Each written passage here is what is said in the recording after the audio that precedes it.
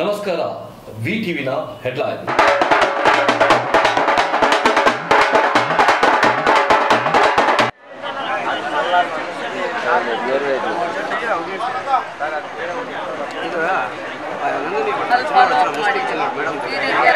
देखिए social media एक democratic media, इसमें हर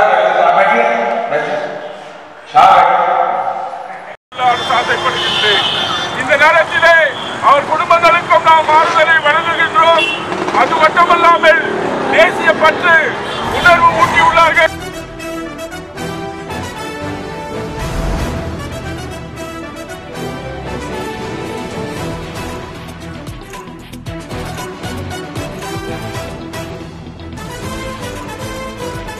ನಿಮ್ಮೆಲ್ಲರಿಗೂ ಸ್ವಾಗತ ಸುಸ್ವಾಗತ ಸ್ನೇಹಿತರೆ. ಇದು ಕೆಜಿಎಫ್ನ professional and best online news channel KGF VTV news. ಮರಿದ್ರೆ ನಮ್ಮ ಚಾನಲ್ ಅನ್ನು ಸಬ್ಸ್ಕ್ರೈಬ್ ಹಾಗೂ ಬೆಲ್ ಬಟನ್ ಅನ್ನು ಕ್ಲಿಕ್ ಮಾಡ್ಕೊಳ್ಳಿ. ಇವತ್ತಿನ ಸುದ್ದಿನ ವಿವರಗಳು.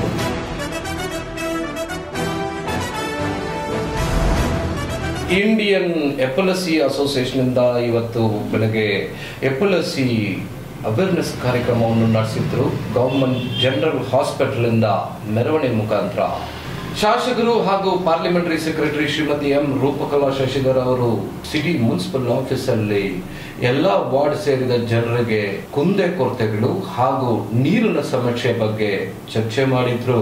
ಪ್ರಧಾನಮಂತ್ರಿ ಶ್ರೀ ನರೇಂದ್ರ ಮೋದಿ ಅವರ ಲೈವ್ ಕಾನ್ಫರೆನ್ಸ್ ಮೇರಾ ಬೂತ್ ಸಬ್ಸೆ ಮಸ್ಬೂತ್ ಈ ಕಾನ್ಫರೆನ್ಸ್ ಕಾರ್ಯಕ್ರಮ ಗೀತಾ ರೋಡ್ ಕಿಂಗ್ ಜಾರ್ಜ್ ಹಾಲ್ ಅಲ್ಲಿ ಪಾಲ್ಗೊಂಡಿದ್ರು. ಮಾಜಿ ಶಾಸಕರಾದ ವೈ ಸಂಪಂಗಿ ಅವರು, ಲಯನ್ಸ್ ಕ್ಲಬ್ ಹಾಗೂ ಅಂಬೇಡ್ಕರ್ ಅಕಾಡೆಮಿ ಅವರು ಮೆರವಣಿಗೆ ಮುಖಾಂತರ ಶ್ರದ್ಧಾಂಜಲಿ ಕಾರ್ಯಕ್ರಮ 44 ಸಿಆರ್ಪಿಎಫ್ ಜವಾನ್ಸ್ಗೆ ನಡೆಸಿದ್ರು. ಗಾಂಧಿ ಸರ್ಕಲ್ ಅಲ್ಲಿ ವಿಶ್ವಾಸಂ ಅಜಿತ್ ಕುಮಾರ್ ಅವರ ಚಿತ್ರ 50ನೇ ದಿನ ಆಚರಣೆ ಮಾಡಿದ್ರು. ಅಜಿತ್ ಕುಮಾರ್ ಅವರ ಫ್ಯಾನ್ಸ್. ನೋಡೋಣ ಇವತ್ತಿನ ಸುದ್ದಿ.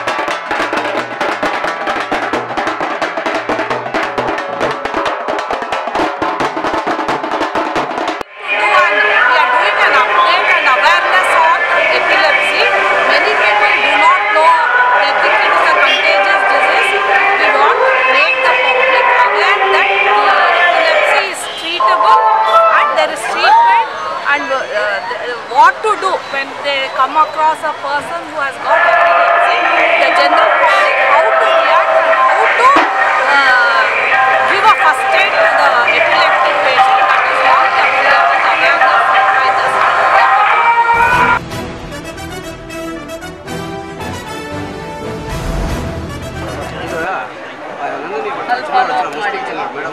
ಎರಡು ದಿನದಲ್ಲಿ ಮಾಡಿಸ್ತೀನಿ. ಓರಲ್ಸ್ ಮಾಡಿಸ್ತೀನಿ.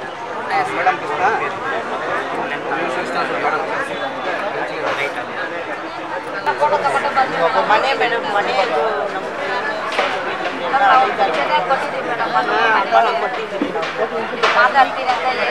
ಸ್ಲಮ್ ಬೋರ್ಡ್ ಇನ್ಸ್ಪೆಕ್ಷನ್ ಬಂದಿದ್ರ ನಿಮ್ಗೆ?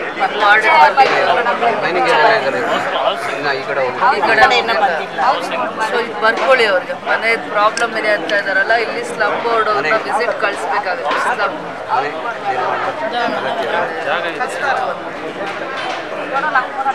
ಅದೇ ಮಳೆ ಹೋಗ್ಬೇಕಾಗುತ್ತಲ್ಲ, ಜಾಗ ಇದ್ರೆ ನಾವು ಗೌರ್ಮೆಂಟ್ ಏನು ಡಾಕ್ಯುಮೆಂಟ್ ಇರಲ್ಲ. KGF ಅಲ್ಲಿ ಎಲ್ಲಿರುತ್ತೆ ಡಾಕ್ಯುಮೆಂಟ್?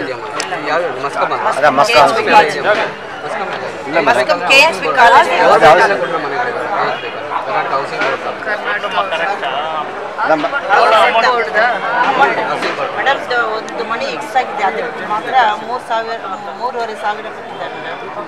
3,30,000 ಕೊಟ್ಟಿದ್ದಾರೆ. ಅದು ಕಟ್ಟಬೇಕಂದ್ರೆ 40 ಕಟ್ಟಿದ್ದೀವಿ ನಾವು. ಚಿಕ್ಕ ಮನೆ 40 ಫ್ಯಾಮಿಲೀಸ್ ಕಟ್ಟಿದ್ದೀರಾ, ಇನ್ನು ಮಿಕ್ಕಿದ್ದು ಕಟ್ಟಿಲ್ಲ.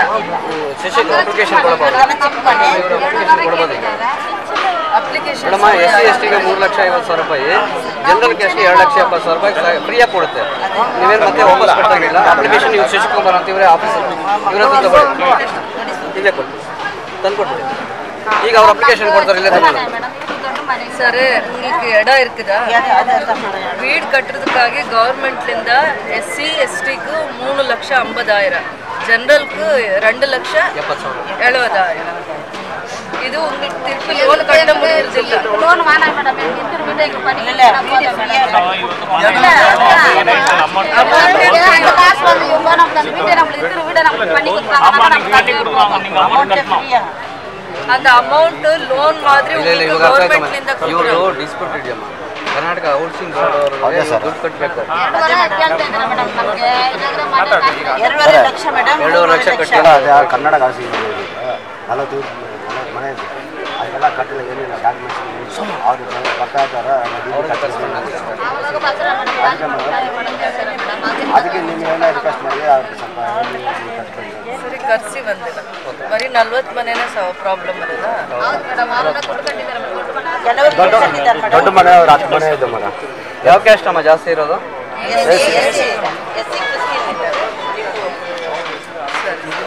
ಎಷ್ಟು ಫ್ಯಾಮಿಲೀಸ್ಗೆ ನಿಮ್ಗೆ ಡಾಕ್ಯುಮೆಂಟ್ ಇಲ್ಲ, ಅದೇ 40 ಮನೆ ಅದು ಲಿಸ್ಟ್ ಮಾಡಿ ಒಂದ್ಸತಿ ಆಫೀಸರ್ಸ್ನ ಕರ್ಸಿ.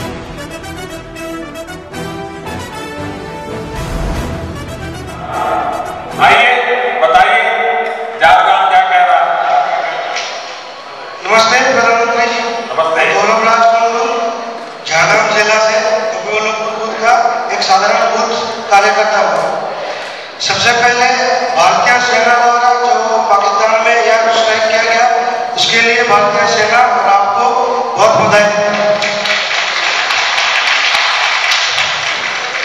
मेरा सवाल ये है कि क्या 2019 में देश भर में महागठबंधन का कोई असर होता दिख रहा है? देखिए, तो ये महामिलावट है। ये महागठबंधन बोलना ही बंद कर दीजिए। देखिए, महामिलावट के प्रभाव के बारे में पूछने से पहले आइए समझते हैं कि इस महामिलावट को आगे क्यों किया जा रहा है। बैठिए गौरव, बैठिए। हकीकत तो ये है, देखिए सोशल मीडिया एक डेमोक्रेटिक मीडिया है। इसमें हर व्यक्ति, बैठिए बैठिए, इसमें हर व्यक्ति को अपनी बात कहने का अवसर मिलता है, और उसका भी इतना ही महत्व है जितना किसी बड़े आदमी का।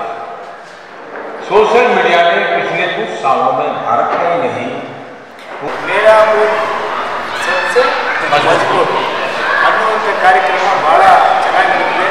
ಇಡೀ ದೇಶದಲ್ಲಿರ್ತಕ್ಕಂಥ ಎಲ್ಲ ಕಾರ್ಯಕರ್ತರು ಕೂಡ ಏಕಕಾಲಕ್ಕೆ ಈ ಕಾರ್ಯಕ್ರಮವನ್ನು ವೀಕ್ಷಣೆ ಮಾಡಿದ್ದಾರೆ.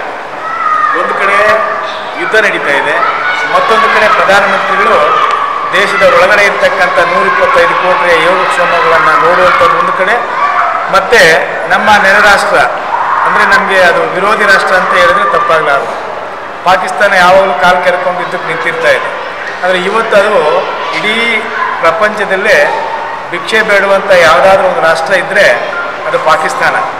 ಅಂತಹ ಸ್ಥಿತಿಗೆ ಹೋಗಿದ್ರೂ ಕೂಡ ಭಾರತದ ಮೇಲೆ ಯುದ್ಧಕ್ಕೆ ನಿಂತರೆ ಭಾರತ ಇವತ್ತು ಯಾವ ರೀತಿ ಪ್ರತ್ಯುತ್ತರ ಕೊಡ್ತದೆ ಅನ್ನುವಂಥ ರೀತಿಯಲ್ಲಿ ಕಳೆದ 2-3 ದಿನಗಳಿಂದ ನೀವೆಲ್ಲರೂ ಕೂಡ ಮಾಧ್ಯಮದ ಮೂಲಕ ನೋಡ್ತಾ ಇದ್ದೀವಿ. ಹಾಗೆ ಇಡೀ ದೇಶದಲ್ಲಿರ್ತಕ್ಕಂಥ ಜನ ಎಲ್ಲ ಪಕ್ಷಗಳನ್ನು ಮರ್ತುಬಿಟ್ರು. ಈಗ ಬೇಕಾಗಿರ್ತಕ್ಕಂಥದ್ದು ನಮಗೆ ಪ್ರಧಾನಮಂತ್ರಿ ಯಾರು ಅಂತ ಹೇಳಿದ್ರೆ ಮೋದಿ ಅಂತ ಹೇಳ್ತಾರೆ. ಮೋದಿ ಯಾವ ಪಕ್ಷ ಅದು ಇದು ಅಂತ ಯಾರು ಕೇಳ್ತಾ ಇಲ್ಲ. ಸಾಮೂಹಿಕವಾಗಿ ಎಲ್ಲ ಜನ ಮೋದಿ ಮತ್ತೆ ಈ ದೇಶದ ಪ್ರಧಾನಮಂತ್ರಿ ಆಗಬೇಕು, ನಮ್ಮ ದೇಶವನ್ನು ಹೆಸರು ಮಾಡುವಂಥ ಒಬ್ಬ ಏಕೈಕ ವ್ಯಕ್ತಿ ಅಂತ ಹೇಳಿದರೆ ನರೇಂದ್ರ ಮೋದಿಜಿ. ವಿಶ್ವದಲ್ಲೇ ಖ್ಯಾತಿಯನ್ನು ಪಡಿತಕ್ಕಂಥ ಈ ಮೋದಿಯವರು ಮತ್ತೆ ಈ ದೇಶಕ್ಕೆ ಪ್ರಧಾನಮಂತ್ರಿ ಆಗಬೇಕು ಅಂತೇಳಿ ಎಲ್ಲರೂ ಸರ್ವಸನ್ನದ್ಧರಾಗಿರ್ತಕ್ಕಂಥ ಇವತ್ತಿನ ದಿನದಲ್ಲಿ ನಾವು ಈ ಕಾರ್ಯಕ್ರಮದಲ್ಲಿ ಭಾಗವಹಿಸಿ ನಾವೆಲ್ಲರೂ ಕೂಡ ಭಾಳ ಖುಷಿಯಿಂದ ಅವರ ಮಾತನ್ನು ಆಲಿಸಿದ್ದೇವೆ.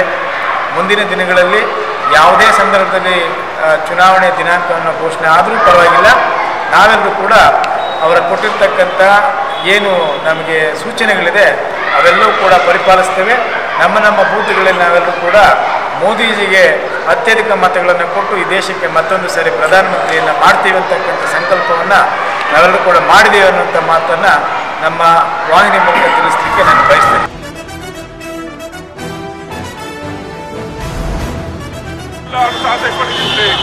இந்த நேரத்திலே அவர் குடும்பங்களுக்கும் நாம் ஆறுதலை வழங்குகின்றோம்.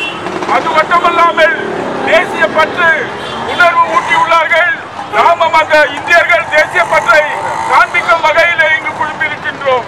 இதைதான் 62 ஆண்டுகளுக்கு முன்பு இந்திய அரசியல் சட்டப்பிதா கண்கண்ட தெய்வம் பாரத ரத்னா டாக்டர் அம்பேத்கர் கூறினார்.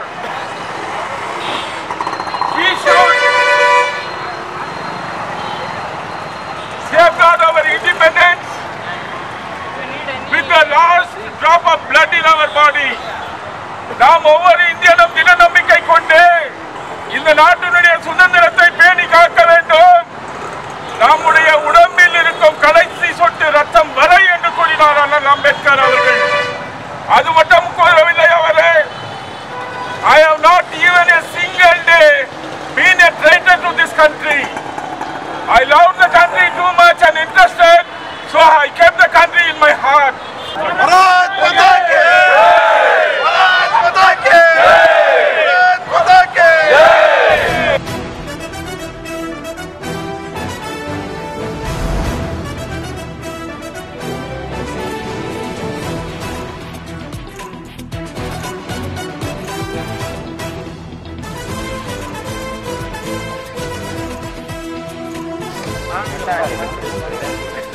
அப்படி கட் பண்ணி